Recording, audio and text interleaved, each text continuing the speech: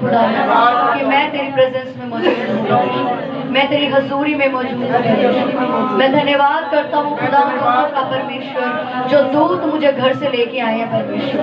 तेरा वचन कहता है खुदावन परमेश्वर, इत्तेफाक नाम का शब्द बाइबल में नहीं है खुदा। जो कुछ होता है तेरी मर्जी से होता है परमेश्वर। अगर तू अपनी मर्जी से मुझे यहाँ लेके आया खुदा, तो आज मेरे जीवन को भी बदल परमेश्वर। तेरा रूह, तेरा आत्मा जुम्बश के कार्यों के साथ मेरी लाइफ में एंटर करे परमेश्वर। हे सामर्थी परमेश्वर, मेरी आत्मिक आंखों को खोल कि मैं तेरी विधियों को जानूं, तेरी आज्ञाओं पे खड़ी हो सकूं परमेश्वर।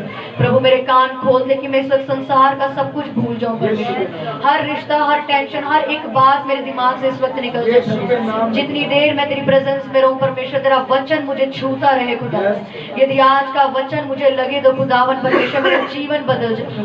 मेरे पिता, मैं इस वचन का ऑनर करती हूँ खुदावन। मैं अपने पापों से तौबा करते हुए परमेश्वर तेरे सामने आती हूँ खुदा।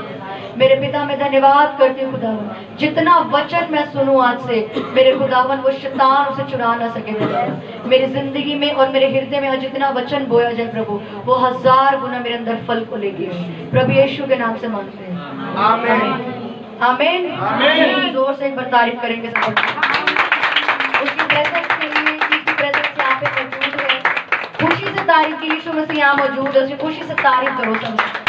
स्माइल करके जोर से। और एक बार बच्चे की भी तारीफ कर दो। पूरी बच्ची ने बहुत अच्छी बच्ची थी, आंखें बंद करके। इसको मुझे नहीं लगता आपको पंजाबी आती, पंजाबी आती नहीं आती। ये पंजाबी में मेरे से पूरी वर्षिप गा रहा था, तो इसके लिए जोर से ताली बजाओ। वफादारी से, ईमानदारी से परमेश्वर की आराधना कर रहा था। परमेश्वर ऐसे लोगों को ढूंढता है जो रूह और सच्चाई से उसकी आराधना करते हैं। वो बहाने नहीं बनाते मुझे नहीं आता।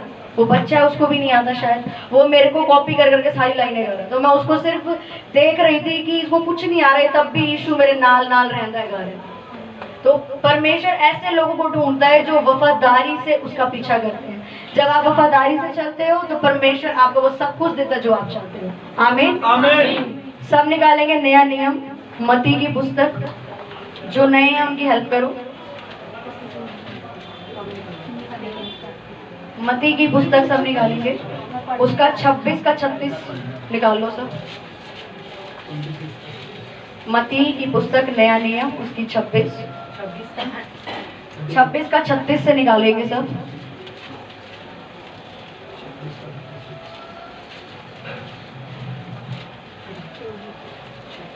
निकाल लिया सबने? जिनका नहीं मिल रहा उनकी हेल्प करो फटाफट। अपने पड़ोसी को देखो और हेल्प करो। 26 का 36 सब लोग निकालेंगे। सब लोग बाइबल अपने हाथ में ले लो। पहले बताओ कौन कौन बाइबल नहीं लाए, किसके पास बाइबल नहीं है? आप बिना बाइबल के घर से आते हो, आप फंक्शन में जाते हो, उनका सगन लेना तो नहीं भूलते कि सगन भी डाल लें। अच्छे कपड़े पहनना तो नहीं भूलते आप लोग, पर परमेश्वर के घर आने के लिए आप वचन लेना भूल जाते हो।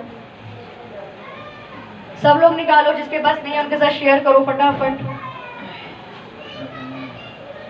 अपने पड़ोसी की ओर देखो और बोलो, आज का वचन ध्यान से सुन, आज का वचन। अपने पड़ोसी को देखो तो सही। परमेश्वर बोलते हैं पड़ोसी से प्यार दे, यूं नीचे करके हाँ ध्यान से बोलो। बोलो पड़ोसी, आज का वचन ध्यान से सुन।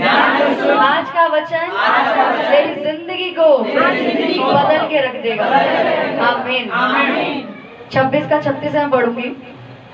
तब यीशु अपने चेलों के साथ गत्समनी नामक एक स्थान में आया और अपने चेलों से कहने लगा, यही बैठे रहना जब तक मैं वहां जाकर प्रार्थना करूं।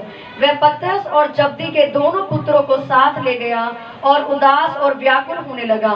तब उसने उनसे कहा, मेरा जी बहुत उदास है, यहाँ तक कि मेरा प्राण निकलने जा रहा है। तुम यहीं ठहरो और मेरे साथ जागते रहो। फिर वह थोड़ा और आगे बढ़कर मुंह के बल गिरा और ये प्रार्थना की, हे मेरे पिता, यदि हो सके तो ये कटोरा मुझसे टल जाए, तो भी जैसा मैं चाहता हूँ वैसा नहीं, परंतु जैसा तू चाहता है वैसा ही हो। फिर उसने अपने चेलों के पास आकर उन्हें सोते पाया और पतरस से कहा, क्या तुम मेरे साथ एक घड़ी भी न जाग सके? जागते रहो और प्रार्थना करते रहो कि तुम परीक्षा में ना पड़ो। आत्मा तो तैयार है परंतु शरीर दुर्बल है। फिर उसने दूसरी बार जाकर ये प्रार्थना की, हे मेरे पिता, यदि ये मेरे पिए बिना नहीं हट सकता तो तेरी इच्छा पूरी हो। तब उसने आकर उन्हें फिर सोते पाया, क्योंकि उनकी आंखें नींद से भरी थी। उन्हें छोड़कर वे फिर चला गया और उन्हीं शब्दों से फिर तीसरी बार प्रार्थना की। तब उसने चेलों के पास आकर उनसे कहा, अब सोते रहो और विश्राम करो, देखो घड़ी आ पहुंची है। आमीन।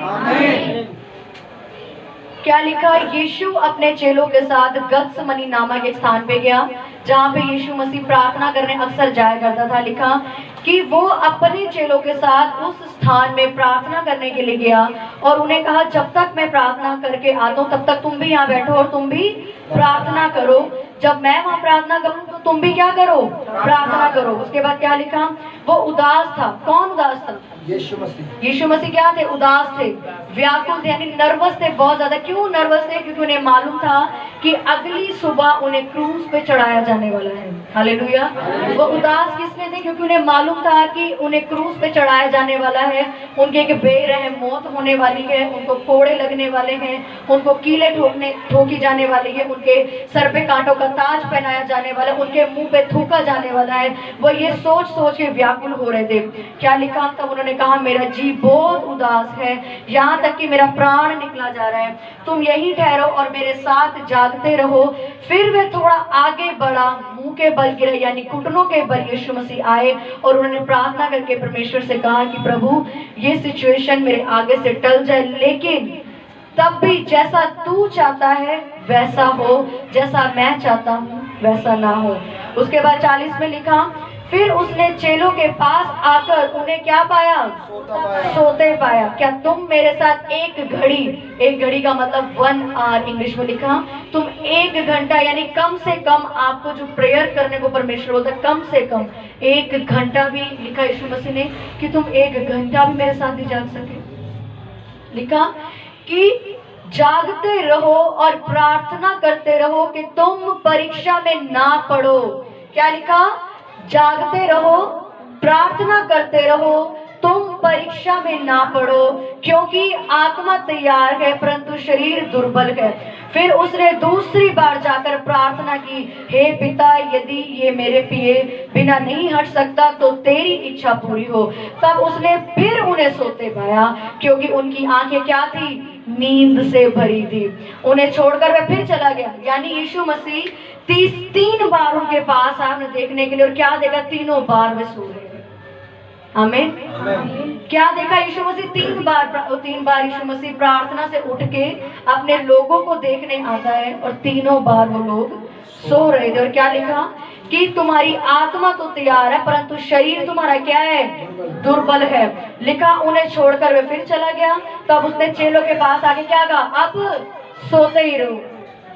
बोलो अपने पड़ोसी को, क्या बोला उन्होंने? अब सोते ही रहो, क्योंकि अब घड़ी आप। हालेलुया। आज हम भी ऐसा कुछ तो नहीं करते?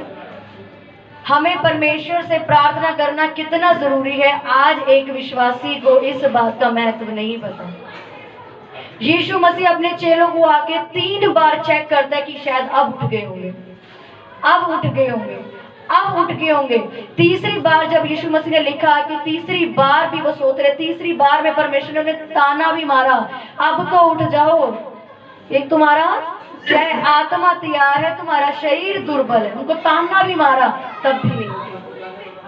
आज हमारी लाइफ में भी परमेश्वर बार बार आके हमें ऐसे प्रॉब्लम्स में डालता है, ऐसी बीमारियों में डालता है कि हम प्रेयर करें, लेकिन हमारी आंखें इतनी अंधी, हमारी सोच इतनी अंधी हो चुकी है कि हमें परमेश्वर की दिखाई योजना समझ नहीं आती। क्या लिखा है? यीशु मसीह 3 बार अपने चेलों के पास गया, उठो प्रार्थना करो। कि तुम, मैं नहीं कहता पूरी रात कर लो, 1 घंटा तो जागो। और क्या लिखा? 1 घंटे बाद जब दूसरी बार परमेश्वर, तो क्या लिखा? उनकी आंखें नींद से भरी पड़ी थी। और तीसरी बार परमेश्वर ने क्या किया? अब सोते ही रहो तुम। जब परमेश्वर हमें एक थोड़ी सी प्रॉब्लम देता है, थोड़ी सी बीमारी देता है, थोड़ी सी शुगर दे दी परमेश्वर ने पहले कि चल अब तो प्रेयर करेगा। परमेश्वर ने अगर आपको बीमारी दी है, या तो वो अपनी महिमा के लिए बीमारी देता है, या फिर वो आपको कुछ सिखाने के लिए बीमारी देता है। हालेलुया।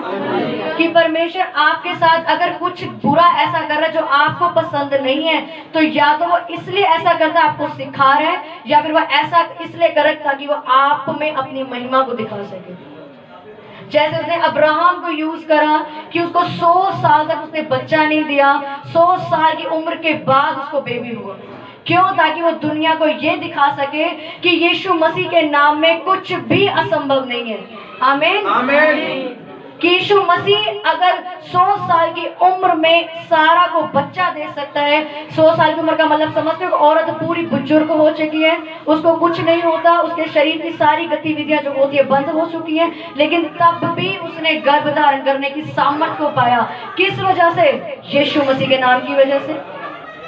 आमीन, आमीन। कि यीशु मसीह ये दिखाना चाहता था कि मैं इतना कुछ करने की ताकत रखता हूँ, लेकिन तुम्हारी छोटी सोच, तुम छोटा मेरे बारे में सोचते हो कि मैं ये नहीं कर सकता, मैं ये रिश्ते ठीक नहीं कर सकता, मैं इसको नशे से आजाद नहीं कर सकता। 100 साल की उम्र समझ आती है आपको कितनी उम्र होती है एक लेडीज की कि वो बच्चे को पैदा कर रही है।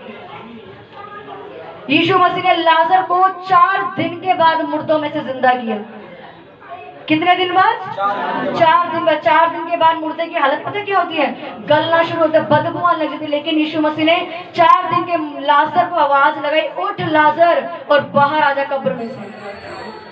क्या आपको ये बात छोटी लगती है कि यीशु मसीह ने ऑन द स्पॉट वाले मुर्दे को नहीं, 4 दिन बाद लाजर को आवाज लगाई कि लाजर उठ और कब्र से बाहर आ जा। लिखा पढ़ते भी नहीं पढ़ते बाइबल? पढ़ते कौन कौन बाइबल पढ़ते? बाहर बाइबल कौन कौन पढ़ते? बाहर चाहे नहीं भी हो, कितने लोगों ने बाइबल पढ़ना शुरू करी? कौन कौन बाइबल पढ़ता है? अंदर बाइबल जो नहीं पढ़ते वो क्यों नहीं पढ़ते? पहले ये बताओ, क्या प्रॉब्लम है कि आप बाइबल नहीं पढ़ते? 24 घंटे में से आपके पास इतना समय नहीं है कि आप परमेश्वर के वचनों पे मनन करो, और आपको फिर ख्वाहिशें इतनी बड़ी हैं, इच्छाएं आपकी इतनी बड़ी हैं, आपको बेबी भी चाहिए, आपके बच्चे भी बच जाएं, आपका घर भी बच जाए, ये भी हो जाए, वो भी हो जाए। परमेश्वर कह रहे क्या क्या चाहिए? ये भी चाहिए, ये भी चाहिए, ये और तू देता क्या? मैं कुछ नहीं देता। ये हाल है आज हम लोगों का। हम उसको देना कुछ नहीं चाहते, लेना सब चाहते हैं। उनमें क्या लिखा? वो परमेश्वर ने क्या बोला उनको कि तुम एक घड़ी, यानी एक, परमेश्वर को ये बोला तू पूरी रात क्यों नहीं प्रार्थना कर रहा मेरे साथ? में क्या लिखा? तू एक घड़ी भी नहीं मेरे साथ जाग सका। यानी परमेश्वर आपको कोई फोर्स नहीं करता कि तू इतनी देर प्रेयर कर, इतनी देर बाइबल कर। ये आप पे डिपेंड करता है, आप जितना बोगे उतना काटोगे। वो आपको फोर्स नहीं करेगा कि तू 4 घंटे प्रेयर कर, तू 5 घंटे प्रेयर कर। आपको कभी परमेश्वर ने आके फोर्स जोर लगाया? रोज आके बोलता बैठते क्यों नहीं है 5 घंटे? बोला कभी परमेश्वर ने आगे? नहीं बोलेगा। ये आप पे निर्भर करता है। आप बाइबल पढ़ोगे, बाइबल में लिखा मेरे वचनों में ही जीवन है। लिखा कि लिखा वचनों में ही जीवन का मतलब क्या?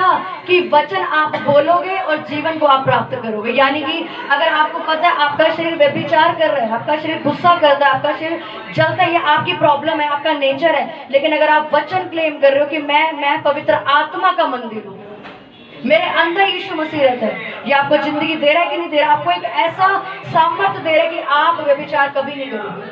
आपको गुस्सा आएगा भी, आप तब भी कहोगे भाई मैं पवित्र आत्मा का मंदिर हूँ, मेरे अंदर यीशु मसीह रहता है, मैं कैसे गुस्सा कर सकता हूँ, मैं कैसे लालच कर सकता हूँ? ये वचन आपको जीवन देता है। लेकिन जब पढ़ोगे ही नहीं तो कैसे जीवन आपके अंदर एंटर करेगा? जब वचन सुनोगे ही नहीं, वचन समझोगे ही नहीं, वचन की रोटी खाओगे नहीं, तो मजबूत कैसे हो जाओगे आप? समझ आ रही कि नहीं? भाई परमेश्वर ने ये नहीं कहा कि 10-10 घंटे बैठ जाओ सारे काम छोड़ के, पर आपके पास 1 घंटा भी नहीं है प्रेयर करने के लिए। यीशु मसीह परमेश्वर का पुत्र होने के बावजूद क्या लिखा? पूरी रात प्रार्थना मेरा। क्यों? क्योंकि उसका मन व्याकुल था, उसका मन उदास था। आज आपका मन व्याकुल होता है, क्या करते हैं? किसको? पड़ोसी को फोन मिलाते हो, फ्रेंड को फोन मिलाते हो, इधर चुगली करनी उधर चुगली करनी, लेकिन परमेश्वर को फोन नहीं मिलाएंगे। हाँ कि नहीं? आज हमारा मन व्याकुल हो गया, आज हम उदास हो गए, हमारे घर में कोई प्रॉब्लम हो गई, हमारे घर पे कोई सिचुएशन खराब हो गई, हम क्या करते हैं? फोन मिला अपनी दरानी को, फोन मिलाओ अपनी जेठानी को, फोन मिलाती हूँ अपनी दूर की दोस्त को, अपनी मम्मी को फोन मिलाती हूँ, वो सॉर्ट आउट करेगी। आप 10 घंटे उनको अपना मैटर बताओ, वो तब भी सोल्यूशन नहीं देंगी आपको। वो तब भी आपको एंड में क्या बोलेंगी, चल ठीक है परमेश्वर अच्छा करेगा। बोलती कि नहीं बोलती? एंड में वो भी क्या बोलती सुनने के बाद, परमेश्वर अच्छा कर देगा। आपने 10 घंटे वेस्ट भी करे, आपको कोई हल भी नहीं मिला, ना आपका कुछ सॉल्व हुआ। आप 10 घंटे परमेश्वर को बोलते तो परमेश्वर आपको उत्तर भी देता, परमेश्वर आपसे बात भी करता, आपको हल भी देता हुआ आपको। आमीन। आज आपको मालूम नहीं कि प्रार्थना का आपकी जिंदगी में क्या महत्व है। आज लोग दुखी क्यों है? क्योंकि उनकी जिंदगी में प्रेयर नहीं है। आज आप कंफ्यूज क्यों अपनी लाइफ के लिए? क्योंकि आपकी जिंदगी में प्रार्थना नहीं है। आपकी जिंदगी में कुछ आशीषित क्यों नहीं है? क्योंकि आपकी लाइफ में प्रेयर नहीं है। जो आपकी आशीष का सोता है, जो आपकी आशीष का सोर्स है, आप उसको तो पढ़ते नहीं हो। उसको पढ़ोगे तो उसमें क्या लिखा कि प्रार्थना करना बहुत जरूरी है। प्रार्थना ना करना एक पाप है। क्या आपको मालूम है ये चीज? प्रार्थना ना करना एक पाप है। आप प्रार्थना करना छोड़ दो, आप अपने आप देखोगे आपका शरीर किस तरीके से नष्ट होना शुरू हो गया। आपको गुस्सा आने लग जाएगा दोबारा से, आपका दोबारा मन करेगा मैं व्यभिचार कर लूं, आपका दोबारा मन कर लेगा मैं इस लड़के से बात कर लूं, आपका दोबारा मन करेगा मैं इधर भी घूम लूं उधर भी घूम लूं। आप सेटिस्फाइड होने लग जाओगे संसार की चीजों में। आप संसार की चीजों में अपने आप को ढालना शुरू कर दोगे। क्यों? क्योंकि आपकी आत्मा अंदर से मरना शुरू हो चुकी है। लेकिन जब आप प्रेयर करते हो तो आप नोटिस करना, आप संसार से दूर भागते हो। भाई मैंने नहीं जाना इस डीजे पे, मैं नहीं नाच सकती, मैं इस शादी पे नहीं जा सकती, मैं इस लड़के से बात नहीं कर सकती। क्यों? क्योंकि आपकी आत्मा अलर्ट है परमेश्वर के सामने। हालेलुया। क्यों? क्योंकि आत्मा अलर्ट कैसे? क्योंकि आप प्रेयर कर रहे हो।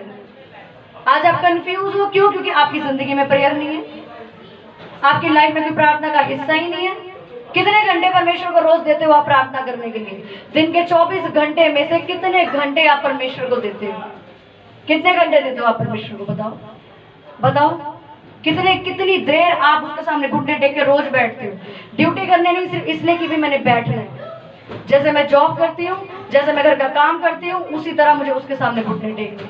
कौन कौन बैठता है रोज उसका घुटने लगा के? कौन कौन? देखो कितनी तादाद आप लोगों की कम है।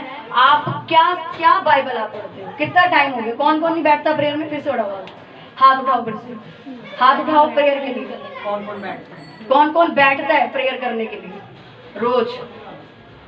कितना टाइम हो गया आपको आंटी परमेश्वर मानते? 10 साल हो गए और प्रेयर का कोई महत्व नहीं। और कौन नहीं करता बाहर? आप ही नहीं करते? कितना टाइम हो गया परमेश्वर में? 2-3 साल हो गए और प्रेयर का कोई महत्व आपकी जिंदगी में नहीं है। अभी मैं शुक्र है ये नहीं पूछा कितनी देर बैठे, तो बोलोगे 5 मिनट 10 मिनट। कई लोगों से पूछो कितनी देर, वो कहते हैं टोटल पूरे दिन की 15 मिनट प्रेयर। मेरे पास फोन आता है, वो दुखी इतने हैं, इतना दुखी है, पूछो मैं कितनी देर प्रेयर? सारा दिन हम प्रे करते हैं। कितनी देर? टोटल मिला के बस 15 मिनट। ये उनकी प्रेयर लाइफ है। और कहते हैं हमसे परमेश्वर बात नहीं करता। क्यों करेगा भाई परमेश्वर बात? आप जिससे प्यार करते हो उससे बातें करते हो कि नहीं करते हो? आप अपनी वाइफ से प्यार करते हो, अपने हस्बैंड से प्यार करते हो, अपनी मम्मी से पापा से प्यार करते हो ना? सब कितनी देर बातें करते हो उससे? क्योंकि आपको उनसे बातें करना अच्छा लगता है। क्यों? क्योंकि हम इनसे मोहब्बत करते हैं, हम इन्हें प्यार करते हैं, हमें ये अच्छा लगते हैं। यीशु मसीह से प्यार है ही नहीं आपको। अगर इससे प्यार हो जाएगा आपको तो आप 10-10 घंटे बैठोगे परमेश्वर के सामने। आपको उससे प्यार ही नहीं हुआ इसलिए आप उसके सामने बैठते ही नहीं। हाँ कि नहीं? आपको जिस दिन यीशु मसीह से प्यार हो जाएगा आप सब छोड़ के बैठोगे उसके सामने। मैं भी जॉब पे जाती हूँ, जॉब से आने के बाद मैं घर का काम करती हूँ, मैं भी बहुत थक जाती हूँ, लेकिन उसके बाद आके मैं प्रेयर करती हूँ। नींद आ रही है, कुछ भी आ रही, पर प्रेयर करनी जरूरी है। प्रेयर नहीं करेंगे तो जो चीजें परमेश्वर ने हमें दिया वो सब जाती हुई नजर आएंगी। एक बार आज अब नोट कर लो, जो चीजें आपको प्रेयर से मिलती हैं वो प्रेयर से मेंटेन रहती है। जो चीजें आपको प्रेयर से दी जाती हैं, चाहे वो आपकी मैरिज लाइफ है, चाहे वो आपकी जॉब है, चाहे वो आपका घराना ही क्यों नहीं बचा, चाहे वो कुछ भी क्यों नहीं है, वो प्रेयर से ही मेंटेन रहेगी। अगर आप ये सोचते हो कि मैंने प्रेयर करी मुझे ये सब मिल गया, आज प्रेयर बंद, तो ये चीज रहेगी, ऐसा नहीं हो सकता। आप उन चीजों को खराब होता खुद देखो। एक बच्चे की गवाही की एक आंटी ने प्रार्थना करवाई कि उनका बेबी हो जाए। जब उनका बच्चा हो गया उन्होंने परमेश्वर को छोड़ दिया। कि हम अब परमेश्वर को नहीं मानते क्योंकि हमें बेबी मिल गया। वो परमेश्वर को भूल गए। उन्हें कहां से परमेश्वर, उन्हें बच्चा कहां से मिला? प्रेयर से मिला। कहां से मिला? बोलो, प्रेयर से मिला। परमेश्वर ने दिया। आज उसी परमेश्वर को बोलिए उनका एक बच्चे का आधा हिस्सा पैरालाइज है, करो यूज। आप परमेश्वर को धोखा देके कहां जाओगे? लोग सोचते हैं हम प्रार्थना करा लेंगे, हमें एक अच्छी मैरिज लाइफ मिल जाएगी, हम प्रेयर करा लेंगे, हमारे बच्चे ठीक हो जाएंगे, हम प्रेयर करा लेंगे, हमारा पति सुधर जाएगा। लेकिन प्रेयर के बाद हम उनके घर देखो, वो वफादार नहीं रहे, इसलिए उनकी दोबारा सिचुएशन है और खराब होगी। आप परमेश्वर को यूज करने आते हो, परमेश्वर आपको पहले दिन ही पहचान लेता आप किस नियत से उसके पास आए। हालेलुया। कि प्रार्थना हमारी जिंदगी में कितनी जरूरी है। दोबारा इस वचन को सब लोग अपनी बाइबल में देखो, उसका 40 से पढ़ेंगे। फिर उसने अपने चेलों के पास आकर उन्हें सोते पाया और पतरस से कहा, क्या तुम मेरे साथ एक घड़ी भी ना जाग सके? जागते रहो और प्रार्थना करते रहो कि तुम परीक्षा में ना पड़ो। आत्मा तो तैयार है परंतु शरीर दुर्बल है। क्या लिखा? आत्मा तो तैयार है और शरीर दुर्बल है। फिर उसने दूसरी बार जाकर ये प्रार्थना की, मेरे पिता, यदि ये मेरे पिए बिना नहीं हट सकता तो तेरी इच्छा पूरी हो। तब उसने आकर उन्हें फिर सोते पाया क्योंकि उनकी आंखें नींद से भरी हुई थी। उन्हें छोड़कर वह फिर चला गया और उन्हीं शब्दों में फिर तीसरी बार प्रार्थना की। तब उसने चेलों के पास आकर उनसे कहा, अब सोते रहो और विश्राम करो, देखो घड़ी आप पहुंची है। आमीन। क्या लिखा कि अब घड़ी आप पहुंची है। परमेश्वर भी आपको बार बार आपके दरवाजे पे खटखटाने बार बार आता है। आप प्रेयर कर ले। आपको थोड़ा बीमार करता है, आप प्रेयर कर ले। थोड़ा फाइनेंस बंद करता है, आप प्रेयर कर ले। थोड़ा आपको डाउन करता है, आप प्रेयर कर ले। लेकिन जब आप नहीं मानते, क्या कहता है परमेश्वर? अब पड़ा ही रहे, क्योंकि अब घड़ी आप पहुंची। हालेलुया। आता है कि नहीं आता परमेश्वर आपको बताने के लिए? सबके पास परमेश्वर आता होगा अपने किसी न किसी जन के द्वारा बोलने के लिए, या आपकी सिचुएशनों को खराब करके वो आपको साबित करता है कि अब प्रेयर करिए। होता है कि नहीं होता? होता है। किस किस के साथ होता है कि परमेश्वर आपको इनडायरेक्टली हालातों को यूज करता है, लोगों को यूज करता है आपकी जिंदगी में काम को करने के लिए। वो लोगों को यूज करेगा कि आपको हर्ट करे, इतना दुख दे ताकि आप मजबूत हो जाओ। वो ऐसे लोगों को यूज करेगा जो बार बार आपकी बुराई करते हैं। वो इसलिए यूज करे क्योंकि आप क्या प्रे कर रहे हो? मुझे एक नम्र व्यक्ति बनाइए। आमीन। आमीन। आप प्रेयर क्या करते हो? मुझे एक नम्र व्यक्ति बना दे। इसलिए परमेश्वर उन ही लोगों को यूज करेगा जो आपको गाली देते होंगे, जो आपकी बुराई करते होंगे, आपकी बदनामी करते होंगे, कि आप उनके ही बीच में रहकर कैसा सलूक करोगे। यही आपको नम्र बनने में मजबूर करता है। आमीन। आमीन।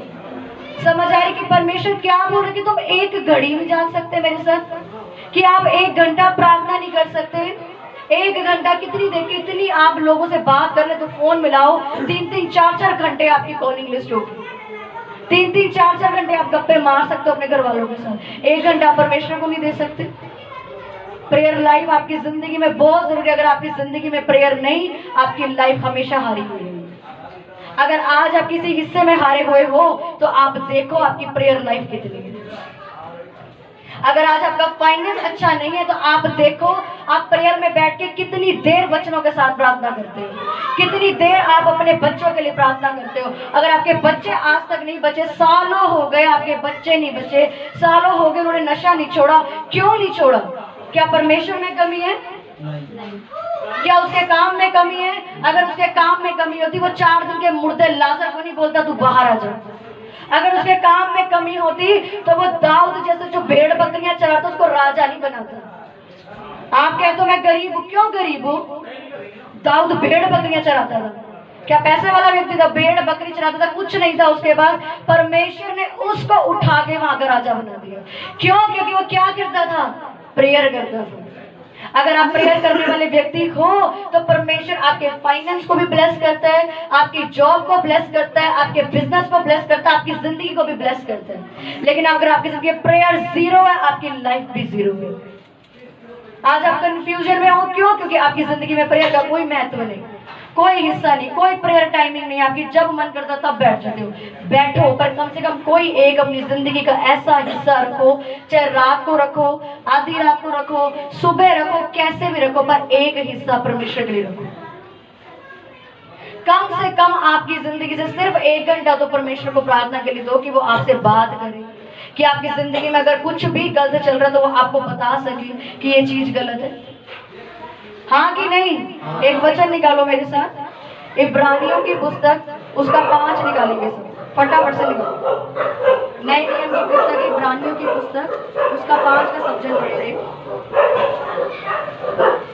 5 का 6 निकाल लिया सबने? इब्रानियों की पुस्तक उसका 5 उसका 6। इसी प्रकार वह दूसरी जगह में भी कहता है, तू मलिकिसिदक की रीति पर सदा के लिए याजक है। यीशु ने अपनी देह में रहने के दिनों में ऊंचे शब्द से पुकार पुकार कर, आंसू बहा बहा कर उनसे जो उसकी मृत्यु से बचा सकता था प्रार्थनाएं और विनती की, और भक्ति के कारण उसकी सुनी गई। पुत्र होने पर भी उसने दुख उठा उठाकर आज्ञा मानना सीखा, और सिद्ध बनकर उसने सब आज्ञा मानने वालों के लिए सदा काल के उद्धार का कारण हो गया। आमीन आमीन। क्या लिखा? यीशु ने अपनी देह में रहने के दिनों में ऊंचे शब्द से पुकार पुकार कर, आंसू बहा बहा कर उससे जो उसको मृत्यु से बचा सकता था प्रार्थनाएं और विनती की, और भक्ति के कारण उसकी सुनी गई। पुत्र होने पर भी उसने दुख उठा उठाकर आज्ञा माननी सीखी, और सिद्ध बनकर अपने सब आज्ञा मानने वालों के लिए सदाकाल के उद्धार का कारण हो गया। आमीन आमीन। क्या लिखा? यीशु मसीह क्या कर रहे हैं? रो रो के, आंसू बहा बहा के किससे प्रार्थना कर रहे हैं? यहोवा परमेश्वर से, अपने पिता से प्रार्थना कर। और क्या लिखा? उसकी भक्ति के कारण क्या लिखा? उसकी सुनी गई। उसकी प्रार्थनाएं किसने सुनी गई? भक्ति के कारण सुनी गई। अगर यीशु मसीह रो रो के प्रार्थना करने की उसको जरूरत पड़ सकती तो आप कौन हो? अगर यीशु मसीह आंसू बहा बहा के रो रो के अपने पिता से बोल सकता है कि परमेश्वर मैं दुखी हूं, और क्या लिखा? भक्ति के कारण उसकी प्रार्थनाएं सुनी गई। आज आप क्यों असफल हो अपनी जिंदगी में? क्योंकि आप प्रेयर नहीं करते। यीशु मसीह ने क्या लिखा? मैं रो रहा हूं, मैं उदास हूं, मैं दुखी हूं, मैं बिलक बिलक के रो रहा हूं, और उसी वजह से उसने मेरी सुनी। मेरी भक्ति के कारण उसने मेरी सुनी। कितनी भक्ति है आप? कितनी प्रेयर करते हो आप? कितनी बाइबल पढ़ते हो आप? कितना उपवास रखते हो आप? आपको बोलना आता है कि मेरा घर नहीं बचा, आपको बोलना आता है मेरे पास बेबी नहीं है, आपको बोलना आता है मेरा बिजनेस अच्छा नहीं। कितनी प्रेयर करते हो उसके लिए? कितने घुटने टेकते हो आप अपने रोजगारों के लिए, अपने परिवारों के लिए जो आपका घराना नहीं बचा? अगर मेरा परिवार परमेश्वर 6 मंथ यानी 6 महीने में बचा सकता है, अगर आपका घर सालों में नहीं बचा तो प्रॉब्लम आपको है। परमेश्वर में कोई दिक्कत नहीं। परमेश्वर 4 दिन के मुर्दे लाजर को जिंदा कर सकता है, वो आपकी मुर्दा कोक को क्यों नहीं जिंदा कर रहा? क्योंकि आप में प्रॉब्लम है। वो अगर पौलुस को चेंज कर सकते जो मर रहा, तो आपका घराना चेंज नहीं हो रहा, आप में प्रॉब्लम है। परमेश्वर ने आपके पास प्रेयर की लाइफ नहीं है, आपकी प्रेयर लाइफ 0 है। जब मैं परमेश्वर में आई तो मेरे पास यही रूम होता था, इसी कमरे में। अब लोग बोलते हैं वहां बस कमरा नहीं है प्रार्थना करने के लिए। मेरे पास यही कमरा था, हम इसी कमरे में रहते थे, इसी कमरे में सोते थे। यही एक रूम जहाँ पे आज मीटिंग होती है, और इसी कमरे में हम रात को 12 बजे उठ के प्रेयर करते थे। क्यों? क्योंकि यहाँ कोई प्रेयर नहीं करने देता था, क्योंकि कोई मेरे घर में यीशु मसीह को नहीं मानता था। मैं अकेली यीशु मसीह को मानती थी, और जब मैंने यीशु मसीह को मानना शुरू किया तब मैं रात का वेट करती थी कि सब सो जाए, क्योंकि एक ही कमरा, अब एक कमरे में कहाँ जाके हम प्रेयर करें। उसके बाद जॉब से आने के बाद, घर का काम करने के बाद रात होने का मैं इंतजार करती हूँ कि 12 बजे सब सोए और हम प्रेयर करें। मैं और ब्रदर यश जो अभी मीटिंग में है, दोनों हम लोग रात को 12-1 बजे उठते थे, 3-3 बजे हम सोते थे। क्यों? क्योंकि हमने अपना घर बचाना था। हमें कोई लालच नहीं था इस बात का कि हमने सेवा करनी है, हमें एक ही लालच था कि परमेश्वर हमारा घर बच जाए, हमारा घर बच जाए, हमारा घर बच जाए। हमने कभी नहीं मांगा कि परमेश्वर हमें एक घर दे दो, हमें एक बहुत बड़ी सेवा दे दो, हमें ऐसा बना दो। कभी भी हम पुलपिट पे मैं खड़े होकर बोल रही, मैंने कभी परमेश्वर से ऐसी चीज नहीं मांगी। मैं हमेशा एक चीज मांगती थी कि खुदा मेरा घर बच जाए। रोज रोज 2-3 घंटे रोज परमेश्वर मेरा घर बच जाए। रोज वचनों के साथ प्रे करके कि परमेश्वर तेरा वचन कहता है तू बच, तेरा घराना बचेगा, तो तू मेरा घर क्यों नहीं बचा रहा? मेरा घर भी बचा, मेरा घर भी बचा, ताकि हम तेरी सेवा करें। उपवास मैंने करने, प्रेयर मैंने करनी, हर वक्त परमेश्वर के साथ मैंने मेडिटेशन में रहना। ऑफिस जा रही हूँ तो बाइबल साथ लेके जरूर, लंच 10 मिनट में खत्म किया, फटाफट में बाइबल पढ़ती थी जाके। कि आधे घंटे का लंच है, 20 मिनट मैंने सिर्फ बाइबल पढ़ने और 10 मिनट लंच करके वहां से गायब। रात को काम करके कोई टीवी नहीं, कोई फोन नहीं, कोई कुछ नहीं। रात को 12 बज गए, फटाफट घुटने टेकर बैठ के प्रे करने। कुछ प्रेयर करनी नहीं आती थी मुझे, क्योंकि मैं नई उस टाइम 5 साल पहले मैं परमेश्वर में नहीं थी। अगर आज आपका घर नहीं बच रहा तो ये आपकी दिक्कत है, आपके अंदर प्रॉब्लम है। आपके बच्चे नहीं बच रहे, आप में प्रॉब्लम है। परमेश्वर ने बचाया कि नहीं बचाया मेरे घर को 6 महीने में? क्यों? उसको मेरे से ज्यादा लगाव है, या मैंने कुछ ज्यादा अच्छे काम कर दिए? वो आपको भी उतना प्यार करते हैं जितना मुझे करते हैं, लेकिन फर्क इतना आपने बोया कितना आप बो रहे हो उतना आपको परमेश्वर देगा। आज लोगों के पास इतनी बड़ी बड़ी हीलिंग है, किसी के पास मुर्दा जिंदे करने की हीलिंग है, किसी के पास किसी चीज की हीलिंग है। क्यों? वो सबको सेम हीलिंग क्यों नहीं देता? कभी सोचा कि अगर 2 लड़कियों ने परमेश्वर की सेवा की शुरुआत करी सेवा की, एक पुलपिट पे प्रीच कर रही, एक हमेशा वहीं बैठी रहती पीछे। क्यों भाई? उसने जितना बोया वो उतना काट रही है, मैंने जितना बोया मैं उतना काट रही हूँ। बाइबल में मत्ती की पुस्तक 28 में लिखा कि उसने हम सबको चुना सुसमाचार प्रचार करने के लिए। बोलो पड़ोसी को किसने चुना? हमने सुसमाचार प्रचार करने के लिए। बोलो पड़ोसी तुझे परमेश्वर ने इसलिए चुना है कि तू सुसमाचार प्रचार करे, यीशु मसीह के बारे में लोगों को बताए। आमीन। बताते हो? क्या फुर्सत ही कहाँ है जो बताओगे आप यीशु मसीह के बारे में? खुद ही बाइबल नहीं पढ़ते, खुद ही प्रेयर नहीं करते, क्या भी लोगों को बताओगे कि यीशु मसीह सच्चा परमेश्वर है? वो तेरा धर्म नहीं बदलेगा, तेरी जिंदगी बदलेगा। आपके पास खुद के पास तो टाइम नहीं है। क्या मत्ती की पुस्तक में ये लिखा है कि नहीं तू पास्टर होगा? ये पास्टर नहीं है। परमेश्वर ने हम सबको अपनी सेवा के लिए बुलाया कि हम सब जाके प्रचार करें, हम सब जाके रूहें बचाएं, हम सब उसके काम को करें। लेकिन क्या हम उसका काम कर रहे हैं? क्योंकि हमारी जिंदगी की प्रेयर लाइफ क्या है? 0।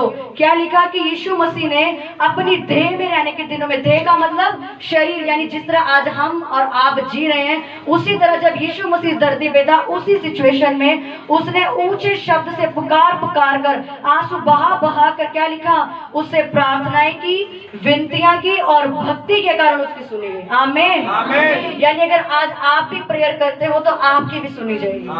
अगर आज आप घुटने टेकने के लिए तैयार हो तो आपकी भी सुनी जाएगी। अगर आज आप फिक्स टाइम गिनने के लिए तैयार हो तो आपकी भी सुनी जाएगी। आपका भी घराना बचेगा, आपके पास भी बेबी ब्लेसिंग होगी, आपके पास भी वो सब होगा जो आपकी जरूरतें हैं। लेकिन आपके पास नहीं है क्योंकि आपके अंदर कमियां हैं, क्योंकि आपकी प्रेयर लाइफ ही कुछ नहीं है। इसलिए आज हम रॉन्ग मैरिजेस कर रहे हैं, इसलिए हमारी आत्मिक आंखें बंद है। हमें नहीं जहां जाना चाहिए हम वहां जा रहे हैं, हमें जो नहीं बोलना चाहिए हम वो बोल रहे हैं। क्यों? क्योंकि प्रेयर नहीं करते, इसलिए हमारा शरीर क्या है? दुर्बल है। हमारे मुंह में जो आता है हम वो लोगों को बोलते हैं। बोलते कि नहीं बोलते? किसी को गलत बोलने के बाद हमारी आत्मा क्या कहती है? तूने गलत बोला है। इसको होता है। अपनी मम्मी से जुबान चलाने के बाद नहीं बोलना चाहिए था मम्मी को, क्योंकि मम्मी है। होता है कि नहीं होता? अपनी मम्मी से बदतमीजी करी, अपनी वाइफ को गलत बोला, अपने बिजनेस में धोखा किया, लालच किया, नहीं करना चाहिए। क्यों? क्योंकि आत्मा हर वक्त आपकी अलर्ट रहती है। आपका शरीर दुर्बल है, आपने शरीर पे फतह पानी है। आपने शरीर के गुलाम नहीं बनना, शरीर को अपना गुलाम बना के खड़ा करना है। ये जैसा कह रहा है वैसा नहीं चलना कि रात को 12 बजे प्रे करेंगे 5 मिनट के लिए, आपको 12 बजे प्रे होगी और 2 बजे उठेंगे।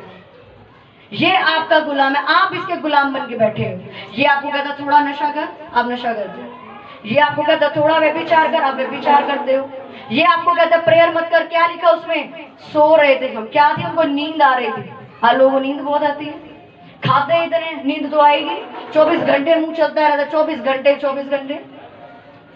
जो इंसान ज्यादा खाएगा उसको ज्यादा नींद आएगी।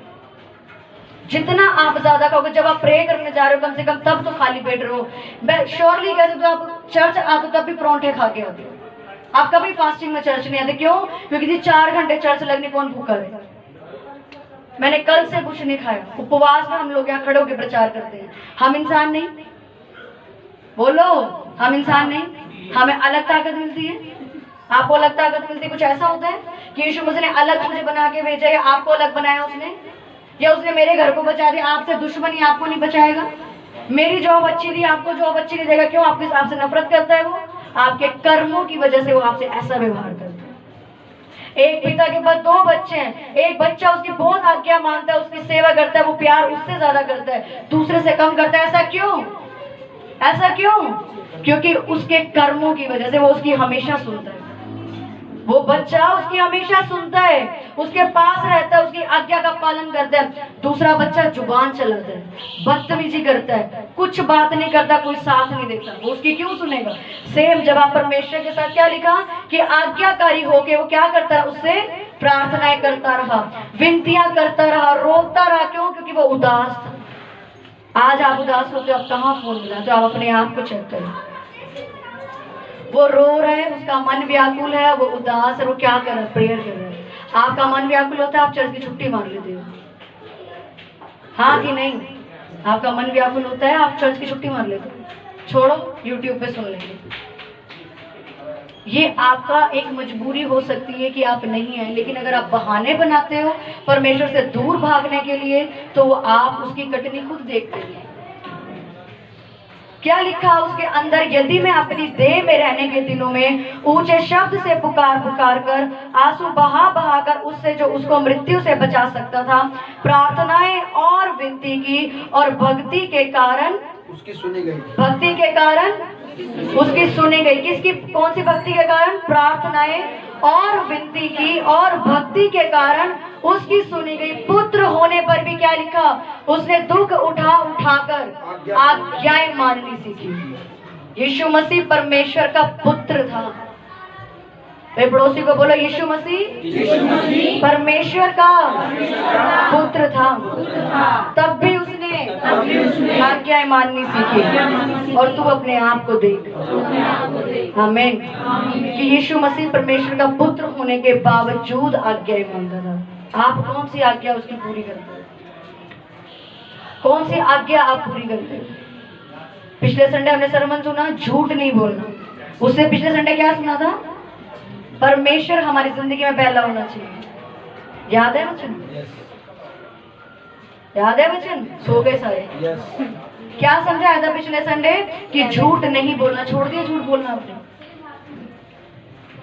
छोड़ दिया झूठ बोलना? कि अगर आप अपने बच्चों से भी छोटा छोटा झूठ बोलते ना, बेटा ऑफिस स्कूल जाके बोल दो तू बीमार है तो तेरी मम्मी ने तेरी छुट्टी कराई, आप उसके अंदर बीज बोते हो झूठ बोलने का। आप उसके अंदर क्या कर रहे हो?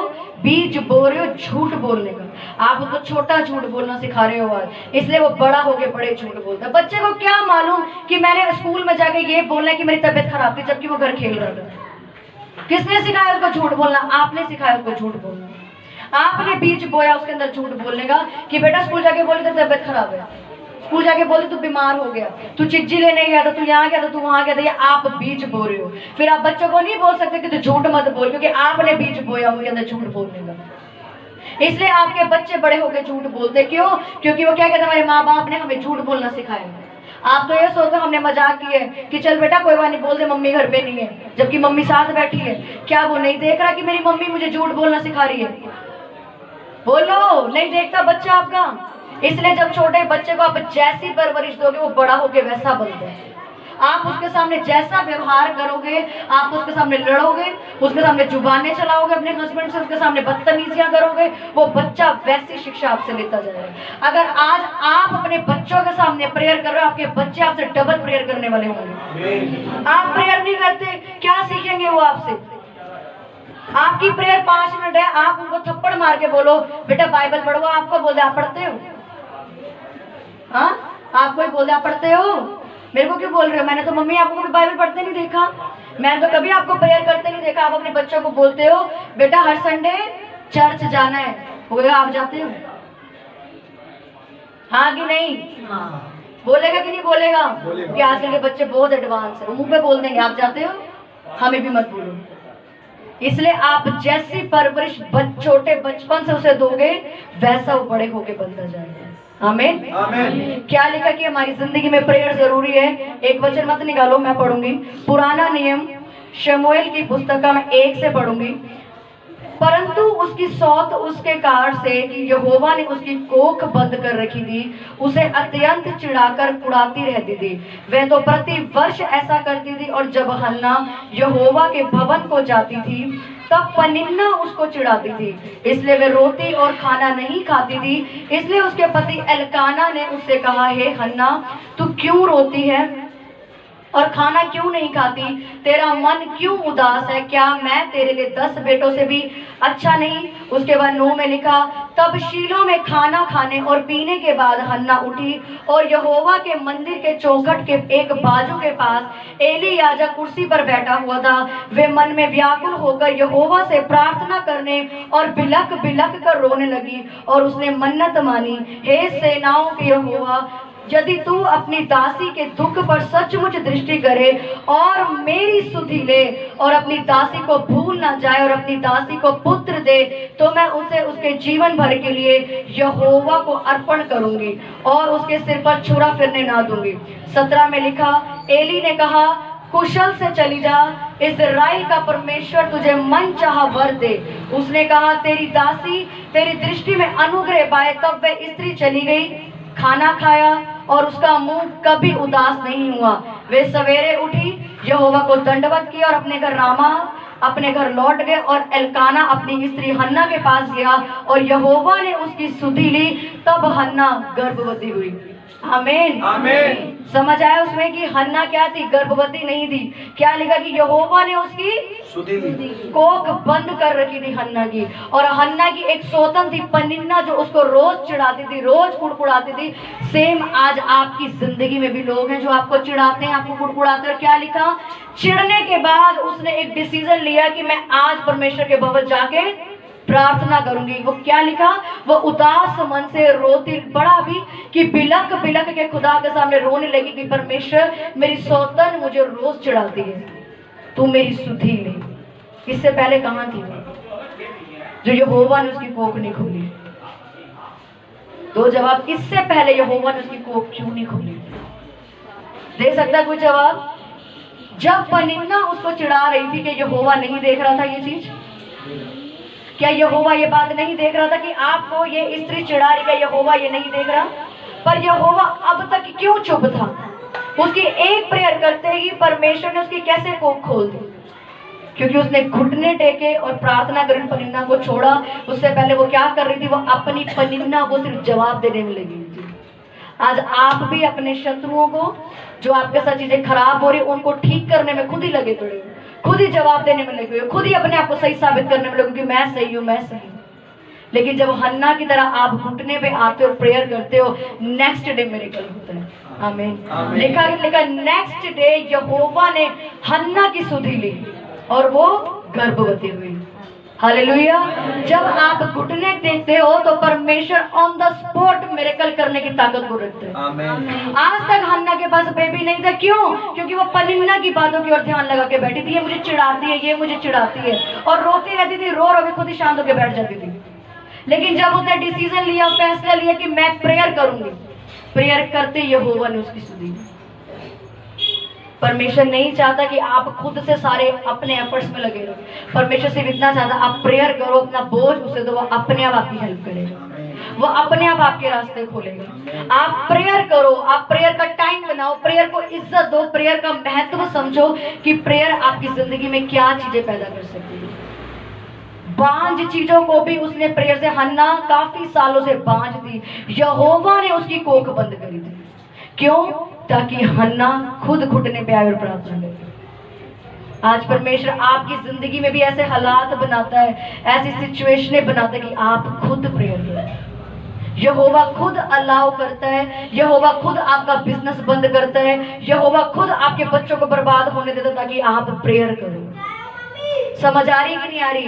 कि हन्ना की कोख यहोवा ने खुद बंद करी ताकि हन्ना प्रेयर करे। आमीन। कि हन्ना क्या करे? प्रेयर करे। आज आपकी जिंदगी में अगर कुछ भी खराब चल रहा है तो परमेश्वर आज आपसे ज्यादा प्रेयर करो। आप एक फिक्स टाइम बनाओ। अगर आप कंफ्यूज हो, व्यभिचार में हो, डाउट में हो, आपका बिजनेस नहीं चलता, आपकी जॉब खराब है, आप दुखी रहते हो, परमेश्वर आज आपको आवाज लगा के कहते हैं कि तू घुटने टेक और हन्ना की तरह मुझसे प्रेयर कर। मैं नेक्स्ट मॉर्निंग तेरी सुधि लूंगा, मैं अगली सुबह तेरी सुधि लूंगा। आपको समझ नहीं आई बात? जब आप प्रेयर करोगे तो परमेश्वर अगली सुबह आपकी सुधि लेगा, नेक्स्ट मॉर्निंग आपके पास विजिट करने के लिए आएगा। आप करो कभी फुल नाइट प्रेयर करो, आप देखो परमेश्वर किस तरीके से आपसे आगे बातें करता है, कैसे सुबह होते होते आपकी चीजें चेंज होती। क्यों? क्योंकि आपने घुटने टेक के सब कुछ सरेंडर कर। जब आप घुटने पे आते हो तब आप परमेश्वर को कहते हो कि प्रभु अब मेरे बस कुछ नहीं है, मेरे बस का कुछ नहीं, इसलिए मैं तेरे आगे अपने आप को समर्पण करता हूँ, मैं सरेंडर करता हूँ परमेश्वर अपने आप को, और मैं अपनी सिचुएशनों को, अपने घराने को, अपनी मैरिज को, अपने बच्चों को, मैं सब तेरे हाथों में सरेंडर करता हूँ। अब तू कर जो तू करना चाहता है। मैं रेडी हूँ तेरे जलाल को देखने के लिए। आमीन। क्या बोलता है? मैं रेडी हूँ तेरे जलाल को देखने के लिए। अपने पड़ोसी को बोलो, बोल पड़ोसी, परमेश्वर के जलाल को देखने के लिए क्या तू तैयार है? क्या तू तैयार है? से बोलो पड़ोसी को थोड़ा कान में, क्या तू तैयार है? तो आज से प्रार्थना करने के लिए तैयार हो जा। अगली सुबह परमेश्वर के जलाल को देखेगा, जलाल को देखेगा। आमीन, आमीन। तैयार हो प्रेयर करने के लिए?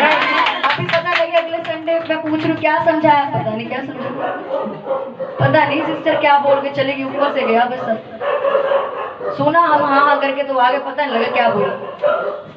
करोगे कि नहीं करोगे प्रेयर? आज के बाद समझ आएगा कि प्रेयर की कितनी इंपॉर्टेंस आपकी लाइफ में है। आप अगर किसी भी चीज को जीवता होते देखना चाहते हो, प्रेयर करना शुरू करो। किसी को बदलना चाहते हो ना, उसको मत बदलो, खुद बदलो, प्रेयर करो। अगर आप अपने घर में किसी को बदलना चाहते हो, सुनो, जब मुझे अपने घर वालों को बदलना था, क्योंकि वो मुझे टॉर्चर करते थे हर बात के लिए, ये कर ले, ये कर ले, और मैं नहीं करती, क्योंकि मैं सिर्फ यीशु मसीह को मानती थी, उसके आगे घुटना टेकती थी। वो कभी मुझे कहीं लेके जाते हैं, कभी कुछ करते, जबरदस्ती, और जब मैं उनसे बहस करती थी तो वो और लड़ती थी। मैंने उनको नहीं बदला, मैंने घुटने टेके अपने आप को बदला, और प्रेयर के द्वारा परमेश्वर ने उनको बदला। आप उनसे पूछो कैसे उनको परमेश्वर ने दर्शनों में आके चेतावनी दी कि इसको सताना बंद कर दो, ये मेरी बेटी है। यश को परमेश्वर ने विजन दिया। जब वो लोग मुझे बहुत सताते थे, वो मुझे बोलते थे तो एक क्रिश्चियन लड़की तो हमारे साथ खाना नहीं खाएगी, और मैं रोती थी कि ये लोग मुझसे बात नहीं करते। परमेश्वर, मेरा तो घराना मुझसे दूर हो गया। परमेश्वर ने उसी रात यश को विजन दिया कि तू जिसको सता रहा है वो मेरी आराधक है, और मैं एक सच्चा परमेश्वर हूँ। उसके नेक्स्ट डे उसने यीशु मसीह को एक्सेप्ट कर लिया। नेक्स्ट डे परमेश्वर को उसने एक्सेप्ट करा। क्यों? क्योंकि मैं रो के प्रार्थना कर रही थी कि परमेश्वर बहुत हो गया, मेरे घराने को बदल दे, ये मुझसे बात नहीं करते। आप परमेश्वर की ताकत को इतना सा समझते हो क्योंकि हमारी सोच भी इतनी सी है। वो स्वर्ग का मालिक है, उसकी तरह सोच के देखो, वो कहाँ कहाँ से आपके रास्ते खोलते हैं। आप सोचते हो कि मेरे घर कोई मिरेकल हो जाए तो घर बदल जाएगा, मेरे साथ कोई मिरेकल नहीं है। परमेश्वर ने डायरेक्ट उसके दर्शन में जाके बोला, तू जिसको सता रहा है वो मेरी आराधक है, उसको सताना छोड़ दे। और वो सुबह उठ के बोलते, किसको मानती है तू? किसकी आराधना करती? जिसने मुझे आके धमकी दी। और उसने अगले दिन परमेश्वर को एक्सेप्ट किया। हालेलुया। आप परमेश्वर के चमत्कारों को नहीं देखते। हन्ना ने प्रेयर करी, अगली मॉर्निंग परमेश्वर की विजिट उसकी लाइफ में थी। जब आप प्रेयर करते हो तो परमेश्वर विजिट करता है। वो मजबूर हो जाता है कि मैंने इसको कुछ नहीं दिया, ये सारा दिन घुटने लगा के मेरे से प्रार्थना करता है, जब मैं दे दूंगा तभी कितना करेगा। इसलिए प्रेयर करो। प्रेयर आपकी जिंदगी की पहली वो प्रायोरिटी है। अगर आप प्रेयर करोगे, आप परमेश्वर से प्यार करोगे। आप प्रेयर करोगे, आपकी जिंदगी आप चेंज होती देखोगे। प्रेयर करोगे, कंफ्यूजन में नहीं रहोगे। पाप आपके अंदर काम नहीं कर सकता अगर आप प्रेयर में हो। प्रेयर करोगे, आपकी बुद्धि खुलती जाएगी कि मैंने कौन से रास्ते को चुनना है, कौन सा लाइफ पार्टनर मेरे लिए सही है, किस तरीके से मैंने बात करनी। आप प्रेयर करोगे तो आपकी जिंदगी चेंज होगी। प्रेयर करोगे, आप शरीर की लालसा नहीं पूरी करोगे कि मैंने झूठ बोलना है, मैंने लालच करना है, मैंने धोखा देना है, मैंने ये करना। आप सिर्फ परमेश्वर की बातों को पूरा करोगे कि मैंने प्रेयर करनी है और सिर्फ मैंने प्रेयर करनी है। आमीन। जब आप घुटने पे आओगे तो शैतान रोता है कि ये घुटने पे बैठ गए। जब एक मसीह योद्धा घुटने पे आता है, कभी ये मत सोचो कि लड़ाई खत्म होगी। हमेशा उसको बोल के बैठो, मैं घुटने पे बैठ रही हूँ, युद्ध शुरू हुआ है। शैतान को बोल के बैठो, मैं घुटने पे बैठ रही हूँ, युद्ध शुरू हुआ है। अब मैं तुझे बताऊंगी कैसे मुझे परेशान करते हैं। मैं आज भी अपनी प्रेयर में बोलती हूँ कि तू मेरा कुछ नहीं बिगाड़ सकता शैतान, तू मेरे से कुछ नहीं छीन सकता शैतान, क्योंकि मैं सदा के लिए आशीषित लड़की। आमीन। आमीन। ये वचन मैं क्यों बोलती, क्योंकि वचन जीवन है। जब तक आप पढ़ोगे नहीं, आप बोलोगे कैसे। इसलिए परमेश्वर से अगर प्यार करते हो, आज से अपनी जिंदगी का एक समय बनाओ कि आपने प्रेयर का टाइम रखना है, बाइबल का टाइम रखना है, उपवास का टाइम रखना है, ग्रो करना है प्रेयर में। धीरे धीरे धीरे, मैं नहीं कहती अब 10 घंटे करो, 1 घंटे से शुरू करो, रोज 1 घंटे बैठो, कोई भी ऐसा टाइम बनाओ और उसे फिक्स रखो। और नेक्स्ट वीक संडे आके बताना आपकी लाइफ में क्या हालात चेंज हुए। आमीन आमीन आमीन। तैयार है सब प्रार्थना का जीवन जीने के लिए?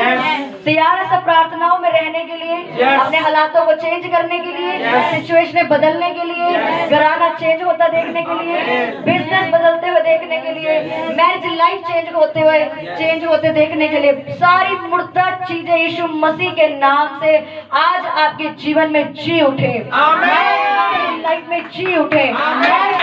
मुर्दा चीजें मैं यीशु मसीह के नाम से घोषणा करती हूँ। अगर आपकी लाइफ में आज कुछ भी डेड है, वो यीशु के नाम में जी उठे, वो जी उठे।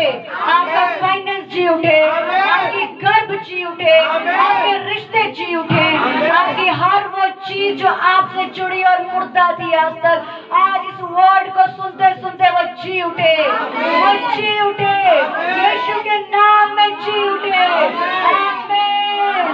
Hallelujah hallelujah. अपने हाथों को बंद करो, सब जन अपने हाथों को उठाओ, सब जन परमेश्वर से प्रार्थना में जाते हुए एक प्रॉमिस करते हुए परमेश्वर से कि खुदावन, मेरा प्रेयर लाइफ चाहे कितना ही खराब क्यों न रहा हो परमेश्वर, आज मैं तुझसे वायदा करती हूँ कि खुदा मैं इस समय इतने बजे तुझे रोज मिला करूंगी परमेश्वर। सब जन प्रेयर्स में जाते हुए, सब जन प्रार्थनाओं में जाते हुए, अपनी आवाजों को खोलते हुए, अगर आपने आज तक प्रार्थना कभी नहीं करी, कोई टाइम नहीं रखा प्रार्थना के समय में, अपनी जॉब को रखा, अपने घर को रखा, अपनी मैरिज को रखा, अपने बच्चों को रखा, आज तौबा करो कि प्रभु मैंने तुझसे ज्यादा अहमियत अपनी चीजों को दी और उस प्रार्थना को नहीं दी जिस प्रार्थना की वजह से मुझे सब कुछ मिला। आप उस प्रार्थना की अहमियत को आज समझ चुके हो, मांगो परमेश्वर से कि खुदा मैं प्रेयर की वैल्यू, प्रेयर की ताकत को समझ चुकी, क्योंकि प्रेयर रातों रात बदल सकती है चीजों को, रातों रात हालातों को परमेश्वर तेरा आत्मा छू के बदल सकता है। जब हम घुटने पे आते हैं खुदावन तो शैतान शर्मिंदा होता है, शैतान रोता है। परमेश्वर आज मैं तौबा करती हूँ कि मेरी जिंदगी में आज से प्रेयर मेरी लाइफ में पहला होगी। मैं कुछ भी फैसला लेने से पहले प्रार्थना करूंगी, मैं कुछ भी करने से पहले प्रार्थना करूंगी। मेरे परमेश्वर मेरी प्रेयर लाइफ आज से बढ़े, मेरी प्रेयर लाइफ आज से बढ़े। हर खता पे शर्मसार हूँ मैं, ऐ खुदाया गुनाहगार हूँ मैं। हर खता पे शर्मसार हूँ मैं, ऐ खुदाया गुनाहगार हूँ मैं। जान कर भूल कर जो किया है पता मुझको उसकी सजा है। जान कर भूल कर जो किया है पता मुझको उसकी सजा है।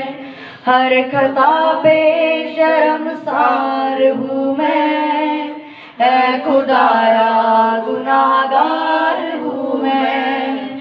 हर खता पे शर्मसार हूँ मैं, ऐ खुदाया गुनाहगार हूँ मैं।